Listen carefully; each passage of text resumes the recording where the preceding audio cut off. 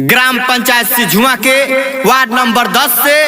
Ward सदस्य पद हेतु शिक्षित, कर्मठ एवं ईमानदार प्रत्याशी दीप नारायण सिंह उर्फ संटू सिंह, जिनका चुनाव चिन्ह पीपल का पत्ता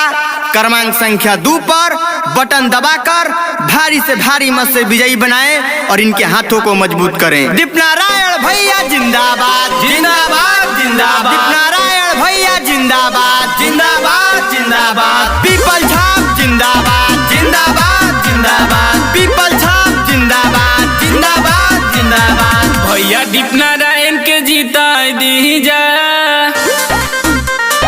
ए चाची, भैया दीप नारायण के जीता दीजा, भैया दीप नारायण के जीता दीजा, पीपल पतावा पे बटन दबाई दीजा, विजयी के माला पहिना दीजा, भैया दीप नारायण के जीता दीजा।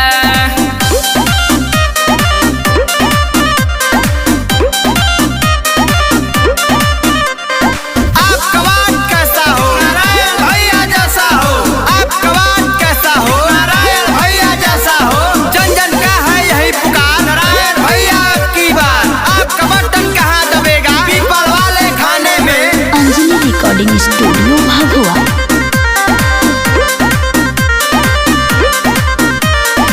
मांगिले वोट हो करियो सपोर्ट हो, करिले सबसे विनतिया, मानी जाए चाचा बतिया, दुख के घड़ी में रहेले शामिल भैया दिनो रतिया, हवे ई सच्चा संगतिया, हवे ई सच्चा संगतिया। मांगिले वोट जी करियो सपोर्ट जी, करिले सबसे विनतिया, मानी जाए चाचा बतिया, दुख के घड़ी में रहेले शामिल भैया दिनो रतिया, हवे ई सच्चा संगतिया, भोटावा के पावर दिखाई दीजा ए चाचा, भोटावा के पावर दिखाई दीजा, भोटावा के पावर दिखाई दीजा, भैया दीप नारायण के जिताई दीजा, विजयी के माला पहिराई दीजा, पीपल पतावा पे बटन दबाई दीजा।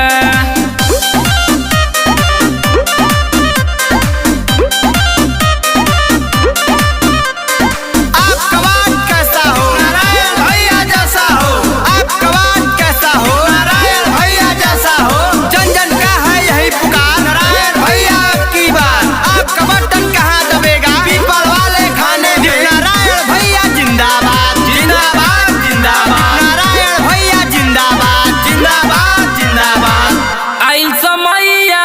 पड़ेले पैया, क्रम संख्या 2 है भैया, पीपल के पता है निसनिया, बनिए के भैया दीप नारायण भैया, विजयी के झंडा लहराई है, इन्हीं के वार्ड बनई है, इन्हीं के वार्ड बनई है। आइल समैया पड़ेले पैया, क्रम संख्या 2 है भैया, पीपल के पता है निसनिया, बनिए के भैया दीप नारायण भैया, विजयी के झंडा लहराई है, इन्हीं के वार्ड बनई है, देख के आशीर्वाद अब उठाई दीजा ए चाचा,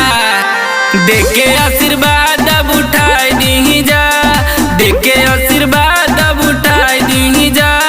भैया दीप नारायण के जिताई दीजा, पीपल पतावा